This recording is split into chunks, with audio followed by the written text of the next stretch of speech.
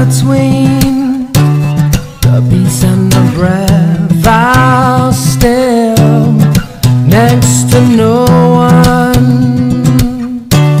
so I guess no one is me to no one.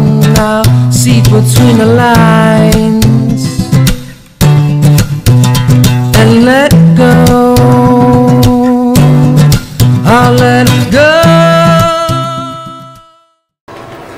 Dragă Nuță, înainte să te întreb de unde ți-ai luat această minunată pereche de pantofi, trebuie să recunosc că am senzația că ești puțin indispusă, că ceva nu-ți convine, că te deranjează ceva. Spune-mi, te rog, ce te supără. Sunt foarte supărată, foarte supărată. Mama mea plătește niște taxe și impozite. La fel și domnii generoși din viața mea. Pe mine m-ar interesa să știu de ce se duc banii ăia, ce fac guvernanții noștri cu ei, de ce eu îmi permit doar 3 perechi de pantofi pe lună, când aș putea să-mi iau mai mulți. Motiv pentru care m-am gândit să fac ceva. Ce soluție ai identificat tu în rezolvarea acestei probleme? Am identificat o soluție online. Cred că ar fi foarte bine să avem această platformă în care noi toți, mă rog... Un magazin online de pantofi? Cu reduceri? Și asta, da. Deja sunt unele foarte bune peste hotare, nu știu dacă are rost și în România. M-am gândit la o platformă în care noi toți să ne introducem venitul, calculatorul să ne calculeze,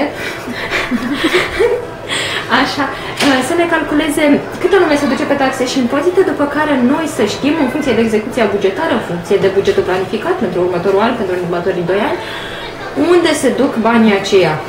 Dacă banii aceia se duc pentru autostrăzi, pentru ajutare sociale sau pentru altele. Nu ți-i pare o idee foarte bună? Succes în implementarea ei? Mulțumesc! Ce problemă ai identificat tu, Codru?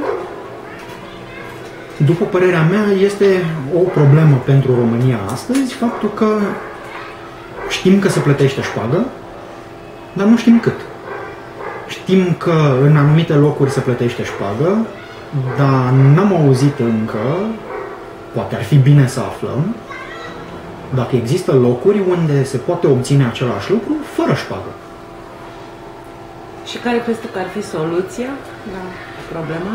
Am propus să facem o platformă pe web unde oamenii obișnuiți care au plătit șpagă să ne spună unde au plătit, cui, cât au plătit, pentru ce și dacă au fost mulțumiți de serviciul care li s-a oferit. Sper că vor fi alți oameni care vor veni și ne vor spune că au obținut aceleași lucruri și fără șpagă. Și atunci, dacă poți obține același lucru fără să dai un ban în plus, sau poți obține același lucru dând mai puțin bani și legal cu chitanță, eu sunt convins că oamenii vor face treaba asta. Și atunci putem să sperăm că se sparge piața șpăcii. Să te audă Dumnezeu. Niciodată nu se potrivește cu restul mobilierului. Mai ții minte atunci când ai luat lampa aia? Era foarte frumoasă de arătat ca dracu. Și acolo ești asta și de cuplu, acolo nici nu vă puteți proiectul unul altuia, pentru că nu aveți argumente din astea, aveți de fapt argumente legate de voi doi. Ești și singură pe Dar și de pentru de fapt.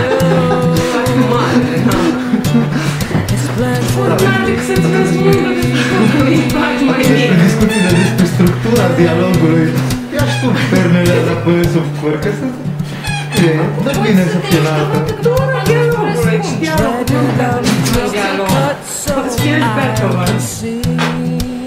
Nu-ți convine? Ce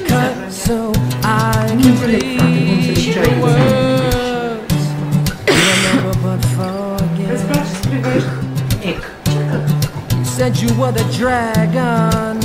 Am înțeles care este de fapt. I'm the night, searching days, searching ways to find it right.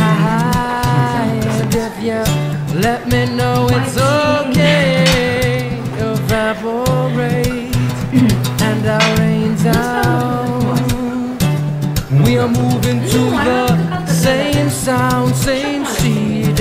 planted in you.